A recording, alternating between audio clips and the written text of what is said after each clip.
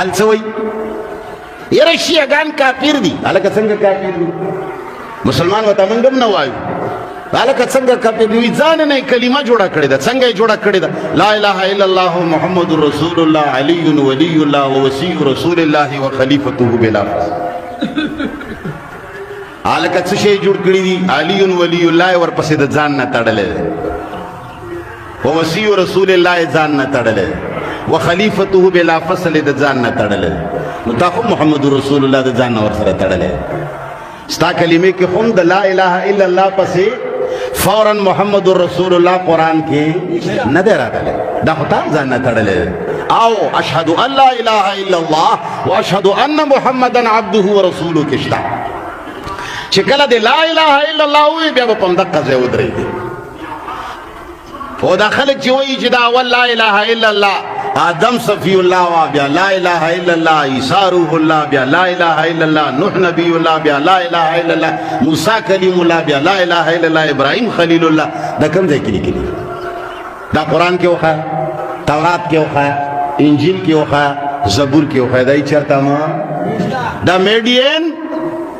میډین مجوس میډین ایران هر چا په وخت کې دا واخو ځان ته جوړ و څه شی لا اله الا الله سره تړلې نه ده ولې که لا اله الا الله پسې فورا محمد رسول الله ووایي نو ترکیب غلطیږي د دې کلمې بیا به دا معنی شي چې لا اله نشته لایق د عبادت الا حرف استثناء لفظ الله با مبدل منه جوړوي محمد رسول الله با ټوله جمله جوړه کی او دا به بیا چې کله په یو ځای کې دا به بیا بدل کړي نو دې نه ډېره غلطه معنا راوځي بیا به معنا دا شي چې نشته لایق د عبادت مګر یو الله دی او هغه الله څوک دی محمد دی نو دې نه به وحدت الوجود جوړ شي اوس پراپیګنډو والا خو ډېر دي خو دا ځان له جز دی او دا ځان قرآن کې چې کوم ځای کې ګوري لا اله الا الله به ذکر وي بل ځای کې چې ګوري یوازې به محمد رسول الله ذکر وي په یو ځای کې به ځکه چې کلمات طیبات صرف څومره ده لا اله الا الله ته په ایمان او زمونږ په امت کې لوی کمالونه ګډوډي شنې کړي دي که نه دي کړي ته به لا نور خبرېږي اوس دا پراپیګنډه جوړه کړې چې مفتي صاحب کلمه نه مني. السلام علیکم ورحمۃ اللہ وبرکاتہ. نن 1 دسمبر 2023 دی. د یو کلیپ وضاحت کول غواړم. مشهور منکر حدیث چې هغه دین اسلام په ګډوډولو پسې ورپسې دی منیر شاکر په نوم مسلمانانو ذهنو کې قسمه قسم شکوک شبهات وراچي. مخکې ما ټولو مسلمانانو ته بار بار درخواست کړو چې دا سړی ما ورئ ستاسو دین ایمان عقاید نظریات تباه کوي او تاسو به ځان نه پوهیږئ. بله ورځ دغه یو کلیپ نوی چلیږي د کلمه طیبه لا اله الا الله محمد رسول الله په حوالې سره کومه چې 1400 کاله د مسلمانانو په اجماع او په اتفاق سره په تعامل سره په تواتر سره کومه کلمه را روانه ده ډېره دغه نه انکار کې او د انکار وجه سره دی وی لا اله الا الله سره محمد رسول الله صحیح نه ده ځکه دا دواړه اجزا په قرآن مجید کې په یو ځای باندې نشته دی. زه راځم تاسو ته دې ثبوت ښیم خو د کلیپ زه به 2 جواب ردی په جواب کې کوم. اول نمبر د عوامو دپاره مختصر د نننی کلیپ کوم. دویم جواب به زه علماو د اهل علمو دپاره کوم کوم چې د مبدل منه بدل په حوالې سره یا د وحدت الوجود په حوالې سره څه وسوسې پیش کړي هلته بس د هغې جواب کوم ځکه ممکن د عوامو ذهن په هغې باندې ونه رسیږي. نو نن زه دا مختصر عوامي کلیپ کوم ثبوت د کلمه طیبې تاسو ته ښیم. اول نمبر ملګرو دی چې وایي په قرآن مجید کې دا دواړه یو ځای نشته دی. تاسو د دغه کلیپ واورئ دی په خپل کلیپ کې چې کومه کلمه شهادت پیش کوي اشهد ان لا اله الا الله اشهد ان محمدا عبده ورسوله. زه دنه تپوس کوم کذابه دجاله په قرآن کې خو دام نشته بیا تا دا ولې پیش کړي په کلیپ کې یو. دویم نمبر په قرآن کې د نه کېدو مطلب دا دی په یو ځای باندې په قرآن کې نشته نو ته به انکار کې بیا خو به ټول دین اسلام بنیاد وباسې کنډم به یې کړي نو تا ته هم زه دغه کلمه شهادت په یو ځای باندې وښیې په قرآن کې. د 5 ټیمه اذان مسلمانانو په اجماع سره په تواتر سره راغلی دی چلو دا وښیه ماته. دا مونږ چې کوم کې په یو ځای ماته دا په قرآن کې وښیه. د زکات مسله د په یو ځای په قرآن کې دا وښیه. د حج مسله د په قرآن کې په یو ځای دا وښیه. مړه ټول دین اسلام بنیاد به وباسې ختم به کړي. عوام الناس هم زما په سوال باندې انشاءالله العزیز پوهیږي او په تا باندې به انشاءالله زما دغه سوال قرض یو.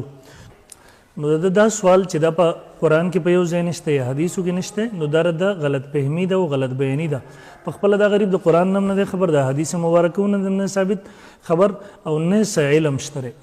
ما تاسو ته وویله دا کلمه طیبه د تاسو ګورئ قرآن مجید نسخه زما په لاس کې د پاره نمبر 26 ده او په دغه کې سورې حجرات ته آیت نمبر 29 ده محمد رسول الله. په دې کې دا جمله موجوده ده قرآن مجید کې محمد رسول الله.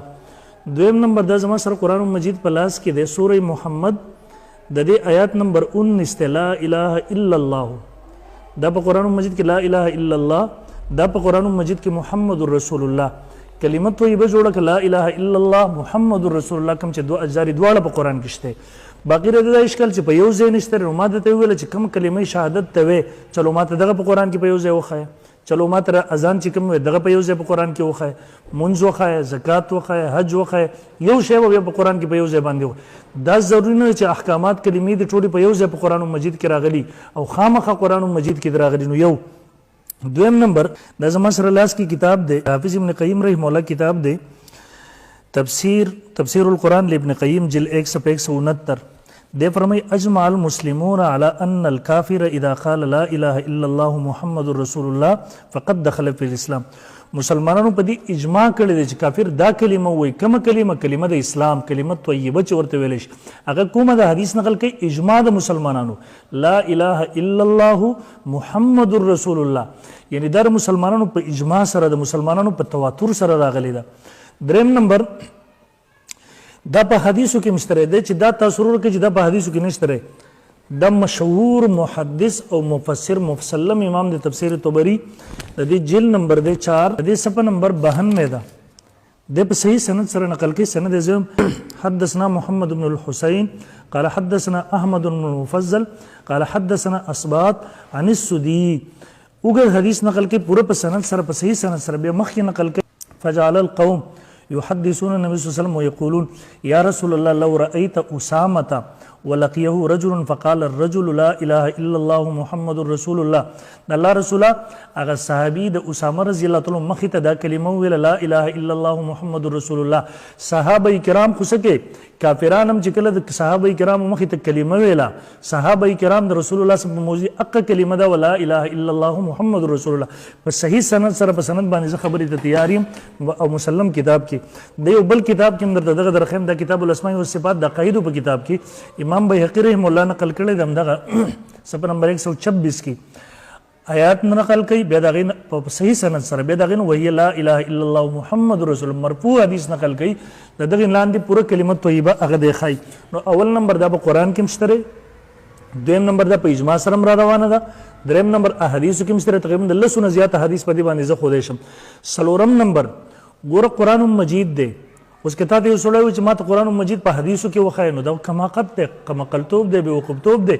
څنګه چې قران مجید په تواتر سره راغلی دی، په تعامل سره راغلی، دغه سي کلمه طیبه په تواتر سره راغلی، په تعامل سره راغلی ده. زه ټول مسلمانانو ته الحمدلله زموږ کلمه طیبه چې د مسلمانانو اجماعي کلمه ده، په قران کې ده، په حدیثو کې ده، په تواتر سره را نقل دغه منکر حدیث نه ځان وساتئ. باقي په دې حواله سره کوم اشکالات کړي دي زما دویم کلیپ په دې موضوع باندې راځي، زه په کې راغی تفصیل کوم ان شاء الله. الله رب ذوالجلال دې دغه منکر حدیث نه امت وساتي. ټول مسلمانانو ته بیا درخواست کوم چې د کلیپونه ما اورئ، تاسو نه پوهیږئ په ګوړه کې درته زهر درکوي، د دین اسلام نم انکار طرف ته وځي، منکرین کوم.